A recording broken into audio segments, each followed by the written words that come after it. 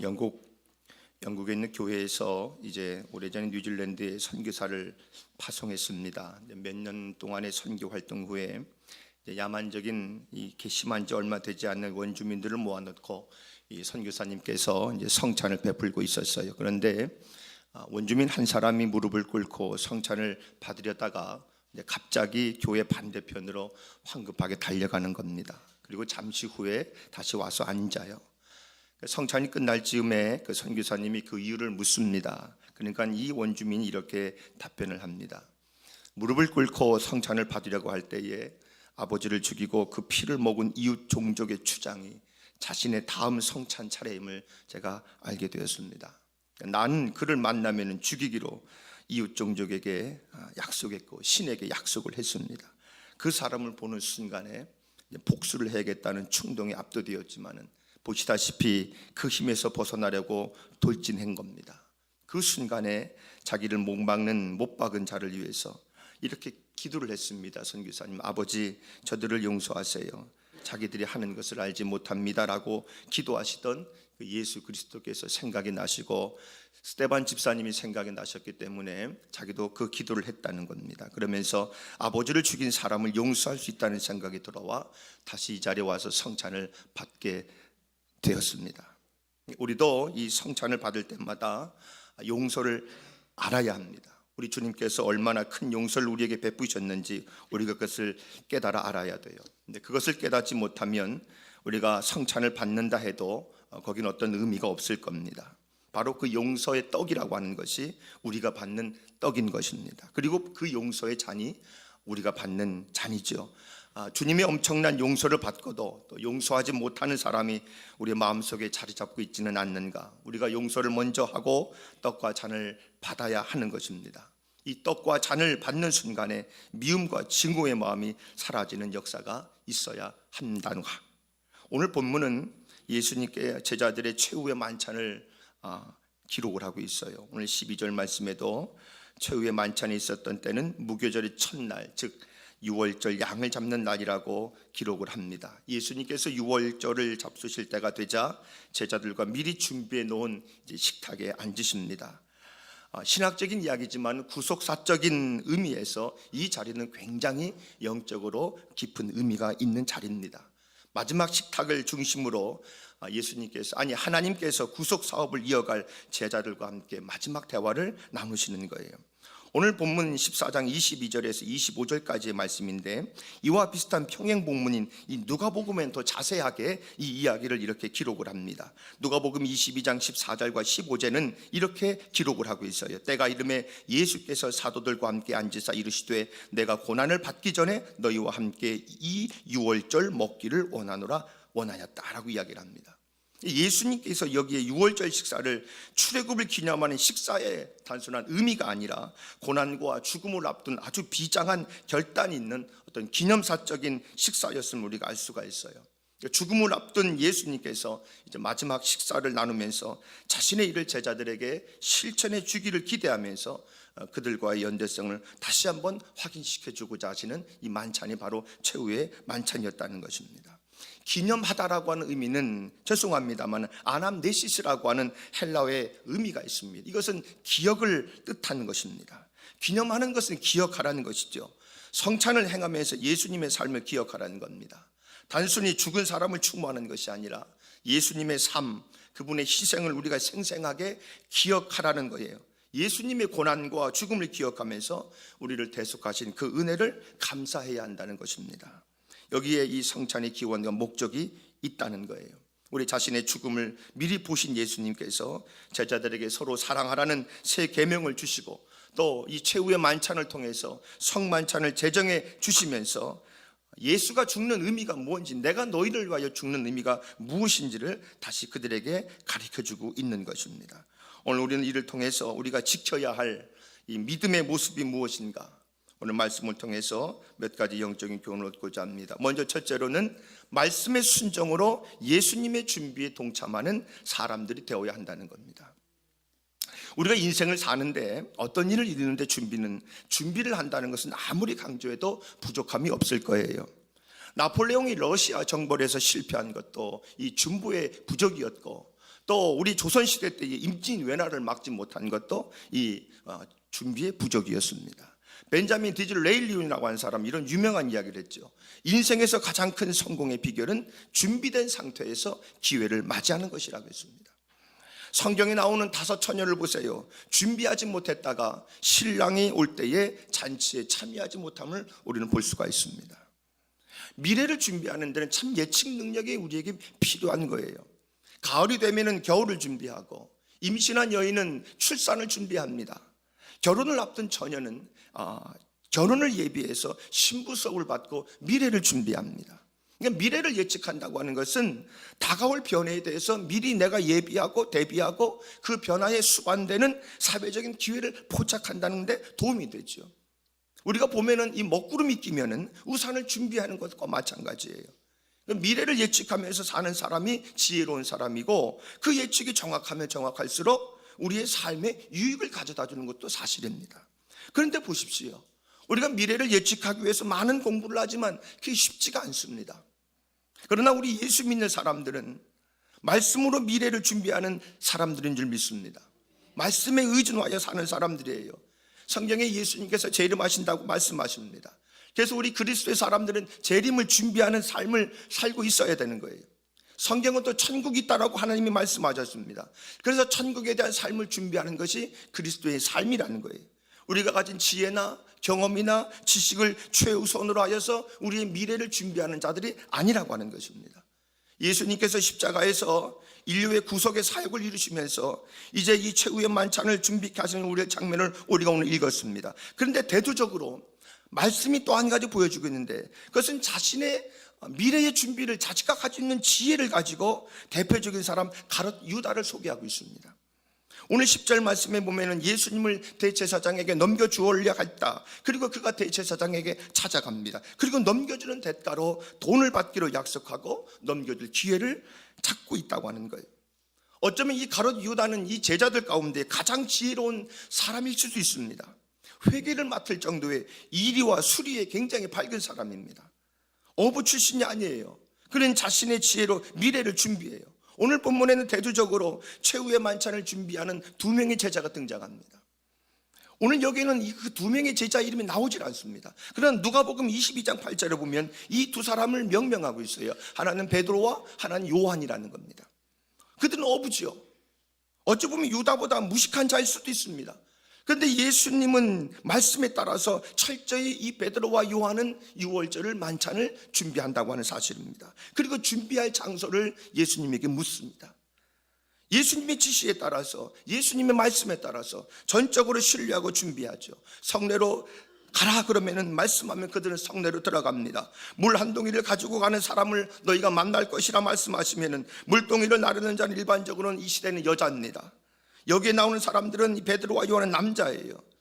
이 시대의 물동이를, 이 사람을 성내에서 만났다고 하는 것은 노예일 가능성이 많다는 겁니다. 물동이를 나르는 남자니까 보편적으로 눈에 많이 띄었을 거예요.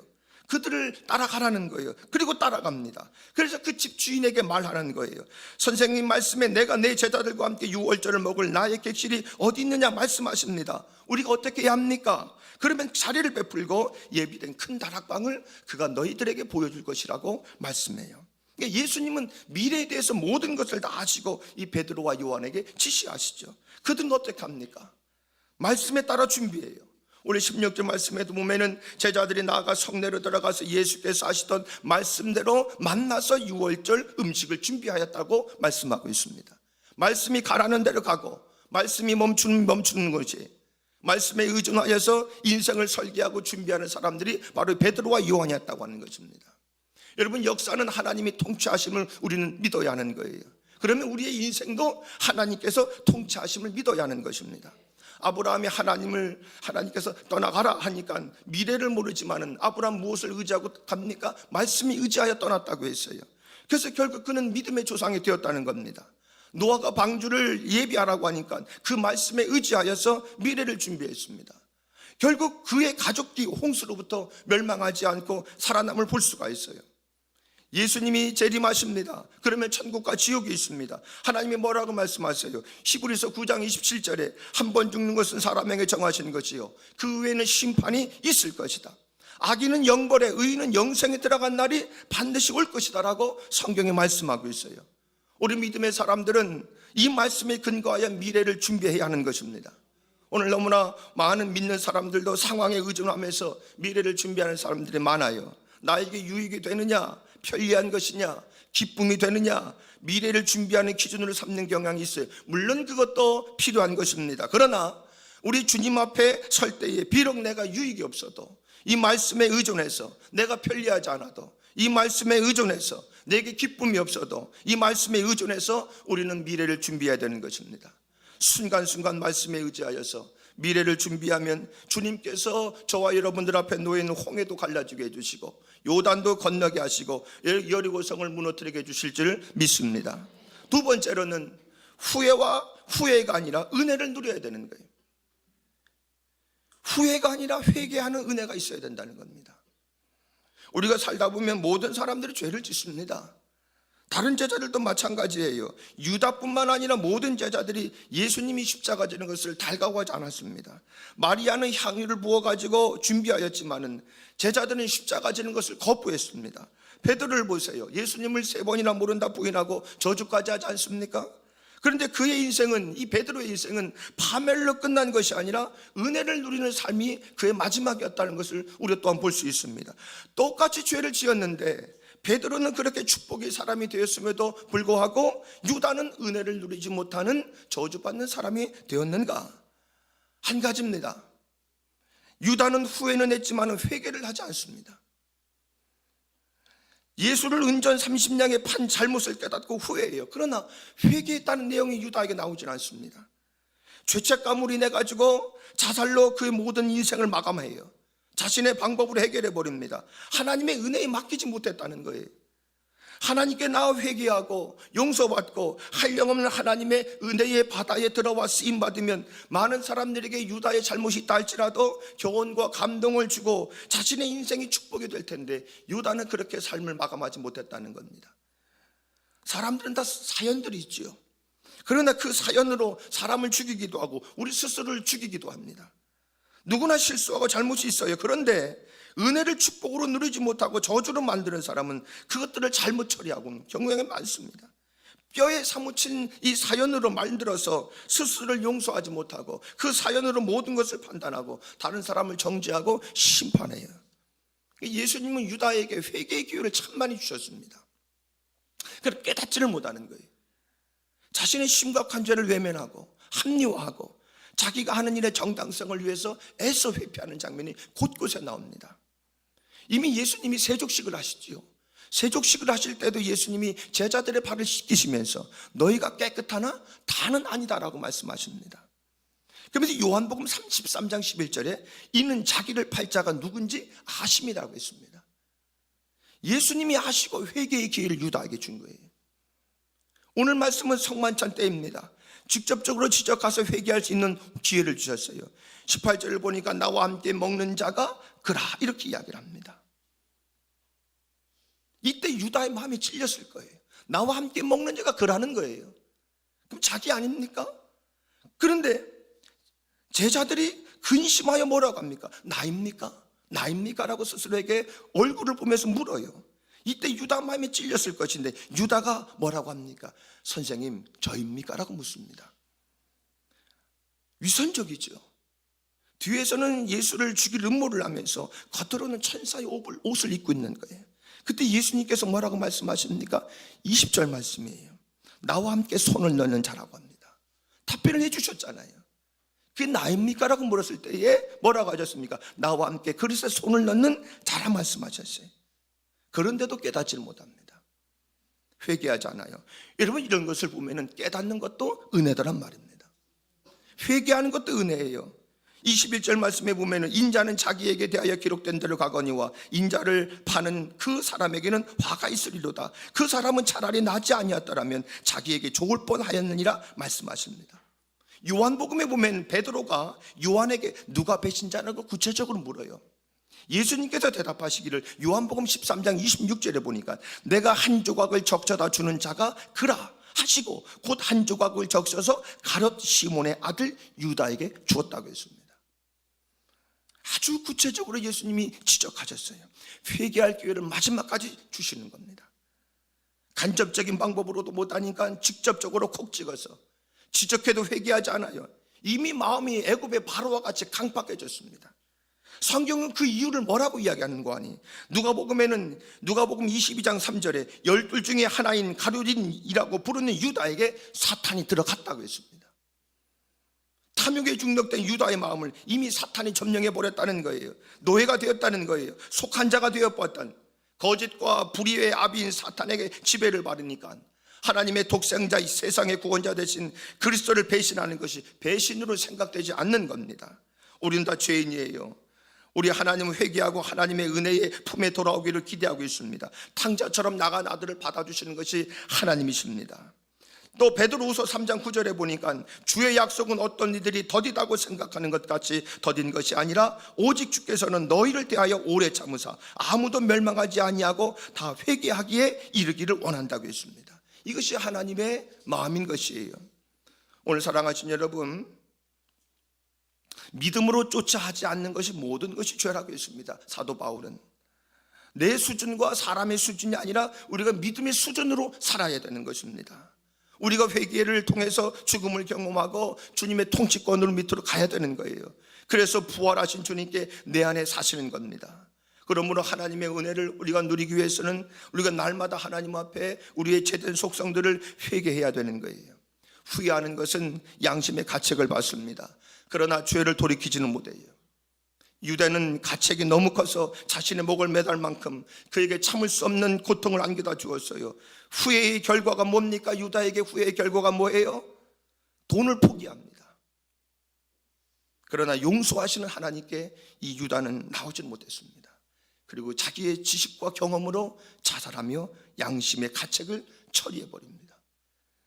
자신의 죄를 철저히 인식하고 그 문제를 가지고 십자가에 달리신 예수님 의지하고 용서해 주시는 하나님께 나아가면 될 것을 유다는 그렇지 못했다는 거예요. 우리 사랑하신 여러분, 내 죄의 문제 내가 해결할 수 없어요. 그러므로 하나님께 모든 것을 가지고 나오시는 여러분 되시길 축원합니다. 마지막으로는 주님의 구원과 희생과 나눔을 기억해야 됩니다. 어느 초등학교에서 있었던 일입니다. 교실 칠판에 뿌리찾기라고 적혀 있었어요. 아마도 그 시간이 이제 여러분 뿌리찾기가 뭔지를 다 아시지 않습니까? 과거에 우리의 조상들의 뿌리를 찾는 거예요. 예전에 그런 걸 종종 많이 했습니다. 차례대로 하나의 시기를 나오면서 집안의 뿌리, 그 조상에 대해서 준비해 내온 예언을 발표합니다. 한 아이가 자랑스러운 듯이 발표를 해요. 저는 전주이시 47대 손입니다. 저희 증조할아버지는 조선시대 예조판서셨고 저희 할아버지는 지금 교장 선생님으로 봉착하고 계십니다. 그리고 저희 아버지는 중역의 회사의 중역이십니다. 저희 집안이 저는 너무 자랑스럽습니다. 아이가 어깨를 스크하면 자기 자리에 앉습니다. 아이들이 돌아가면서 준비한 내용들 계속 발표하고 있는 거예요. 그런데 한 아이가 나가는 모습을 보는 순간에 선생님의 가슴이 철썩 주저앉습니다. 왜냐하면 그 아이는 부모가 없는 보육원에서 자라고 있는 아이였기 때문이에요. 선생님께는 혹여 자기 때문에 내가 주제를 잘못 선택한 것이 아닌가, 저 아이에게 마음의 상처가 되면 어떨까라는 생각으로 어찌할 바를 모르고 있을 때에, 그런데 뜻밖에도 이 아이가 조용한 어조로 발표를 하는 겁니다. 이렇게 이야기를 해요. 저희 아버지는 하늘에 계신 하나님이십니다. 저희 아버지는 이 세상 모든 것의 주인이십니다. 저희 아버지에게는 자녀들이 많이 있습니다. 그래서 저에게는 아주 많은 가족들이 있답니다. 특히 저희 아버지는 사랑이 많으신 분입니다. 그래서 그 자녀들을 한 사람도 빠짐없이 누구나 똑같이 구원하시고 사랑하신답니다. 보육원 원장 선생님이었던 수녀님에게 늘 배웠고 암송했던 내용을 그대로 발표를 하는 거예요. 그 말을 듣고 있었던 선생님의 두 눈에 뜨거운 눈물이 흘러내렸습니다. 어찌 보면 한 가지 예가 될 수 있겠지만 믿음은 이처럼 아름다운 것입니다. 믿음이 있으면 이 땅에서 겪는 슬픔과 고난을 우리가 얼마든지 이겨낼 수가 있어요. 구원을 주신 은혜를 생각하면서 우리가 하나님께 감사 드려야 하는 것입니다. 누가복음 22장 15절에 보면 예수님께서 이렇게 말씀하세요. 이르시되 내가 고난을 받기 전에는 너희와 함께 이 유월절 먹기를 원한다고 말씀하셨습니다. 유월절은 유대인들이 양의 피로 애굽에서 구원받은 날을 기념하는 날입니다. 그러므로 성찬은 그리스도의 피로 죄에서 구원받은 것을 기억하는 거예요. 하나님의 은혜로 의인이 되었고 하나님의 백성이 되었고 멸망의 구렁텅이에서 건짐받은 것을 기억해야 되는 거예요. 그러므로 우리가 매 순간마다 성찬에 참여할 때마다 하나님이 구원하셨고 은혜를 베푸신 것을 기억하고 감사함으로 떡을 먹고 잔을 마셔야 하는 것입니다. 에케이 호모는 십자가에 달리신 그리스도의 모습을 그린 성화입니다.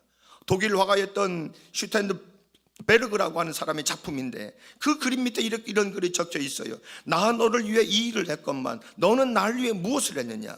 그것이 그 그림 밑에 적혀 있습니다. 이 그림을 보고 프랜시스 해걸이라는 말할 수 없는 충격을 이 사람이 받습니다. 영감이 떠올라요. 그러면 떠오른 대로 종이 위에 찬송시를 적기를 시작했습니다. 그나마 벽난로 옆에 앉아서 찬송시를 적게 딱 있는데 문장에 자신이 없었습니다. 그래서 그것을 태울 요량으로 자기의 벽난로에 그걸 던져버립니다. 그런데 신비로운 일이 일어난 거예요. 그 순간에 이 벽난로 안에 역풍이 붑니다. 거꾸로 역풍이 부니까 던져진 그 종이가 다시 바깥으로 뛰쳐나오는 거예요. 이렇게 종이에 기록된 찬송시가 여러분의 찬송가에 적혀있는 311장 내 너를 위하라는 찬송입니다. 에케이 호모는 라틴어로 이 사람을 보라라는 뜻이에요. 신앙생활을 오래 하다 보면은 우리가 예수님의 죽음이나 십자가의 고통에 감격이 없을 때가 참 많습니다. 주님이 나를 위해 죽으셨다고 하지만은 아무런 감동이 없어요. 주님의 헌신으로 말미암아 천한 우리가 하나님의 자녀가 되었는데도 아무런 감격이 없다는 것입니다. 오늘 22절 말씀에 이것은 너희를 위하여 주는 내 몸이라고 말씀하십니다. 우리 같은 죄인들을 위해서 예수님께서 몸을 주심에 성찬에 깊은 뜻이 있는 거예요. 예수님께서 자신의 몸을 주시고 죽을 수밖에 없는 우리를 사셨습니다. 그러므로 우리는 우리 것이 아니지요. 나는 내 것이 아닙니다. 죄값을 지불하신 예수님의 것이지요. 그런데 주의 것인 우리가 어찌 우리 마음대로 살려고 하는가? 어찌 자신의 뜻대로 살려고 하는가? 우리는 성찬을 통해서 예수님과 하나가 되고 예수님이 원하시는 삶을 살 것이라고 하는 다짐을 해야만 하는 것입니다. 믿음은 구원받고 축복받는 것을 끝나는 것이 아닙니다. 나를 위해 헌신하시고 희생하신 그 예수님을 기억하고 주인으로 모셔야 하는 거예요. 가장 수치스러운 사람은 헌신할 줄 모르는 사람입니다. 가장 수치스러운 사람은 예수님을 문 밖에 세워두는 사람이에요. 예수님께 여러분의 인생의 주도권을 넘겨드리기에 힘쓰시길 바랍니다. 예수님의 몸과 피를 먹고 마실 때마다 우리의 것을, 여러분의 것을 주님께 드리는 헌신과 희생을 다짐하시길 바랍니다. 23절 말씀에 또 잔을 가지사 감사하기도 하시고 그들에게 주시니 다 이를 마셨다고 했습니다. 누가복음 22장 17절에는 이것을 이렇게 동일하게 기록을 하고 있어요. 이에 잔을 받아서 감사하기도 하시고 가라사대 이것을 갖다가 너희에게 나누라라고 말씀하고 있는 것입니다. 나누라는 거예요. 교회는 나눔의 공동체입니다. 초대교회는 서로 유무상통했어요. 가진 것을 나눌 때 기적이 일어납니다. 원래 그리스도에는 예수 그리스도가 자신의 몸을 나누어 주실 때에 우리에게 생명력이 온 것과 마찬가지예요. 그의 피를 나누어 주었습니다. 그분의 몸을 나누어 주셨어요. 그분의 몸과 피가 다른 사람에게 나누어 주게 될 때에, 우리에게 그것을 주시게 될 때에 우리는 영생을 얻게 된 것입니다. 모으기만 하는 이기적인 모습이 돼서는 아니 돼요. 가진 것을 나누고 있는 주는 모습 안에서 온전한 예수의 생명이 있는 것이고, 그것이 예수님이 물과 피를 흘리신 목적이라는 것입니다. 우리 사랑하신 여러분, 오늘 우리는 이번 주 금요일 성금요일로 지키면서 우리가 성만찬을 할 것입니다. 예수님께서 이 최후의 만찬, 성만찬에 새로운 의미를 부여하셨어요. 그것을 기념하라고 하셨습니다. 온 성도들이 금요일 나오셔서 이 귀한 성만찬을 의미하시고 성만찬의 떡과 피를 마시길 바랍니다. 그리고 헌신을 다짐하시고 희생을 다짐하시는 시간이 다 되시기를 주님의 이름으로 축원합니다. 하나님 아버지, 고난주간 첫째 날을 우리에게 허락하여 주시니 감사합니다. 물과 피를 흘리신 예수 그리스도, 그 고난의 잔과 고난의 그 쓴 삶을 예수님은 몸소 받으시고 역사의 한복판으로 올라가셨습니다. 우리에게도 십자가가 주어진다면 우리가 그것을 거부하지 않게 하시고 주의 은총으로 그것을 받아들여 우리도 묵묵히 십자가의 고난의 잔을 받게 하시고 지게 하여 주시옵소서. 하나님, 오늘 광림의 제단을 통하여서 여기까지 하나님의 선교적인 사명을 만들게 하시니 감사합니다. 이 제단을 이끌어 가시는 우리 감독님과 담임 목사님 영육혼의 강건함 도하여 주시옵시고, 우리 감독님과 담임 목사님 발걸음 닿는 곳마다 모든 목회의 여정과 선교의 여정들이 다 성취되게 하여 주시옵시고, 하나님의 뜻이 이루어진 것처럼 이 땅에서 모든 목양의 뜻들이 이루어지게 하여 주시옵소서. 하나님, 오늘도 하나님 앞에 정성된 예물 드린 자들이 많습니다. 그 예물 위에 한량없는 복을 내려 주시옵소서. 누르고 흔드는 넘치는 복이 되게 하여 주시옵시고, 저들의 일평생에 10의 1조가 떠나지 않게 하시고 감사의 조건들이 메마르지 않게 하여 주셔서 마중 물과 같은 은혜가 저들의 삶과 기업의 장막 가운데에 넘쳐나게 하여 주시옵소서. 주께 모든 것 올려드리오며 예수님의 이름으로 감사하며 기도하옵나이다. 아멘.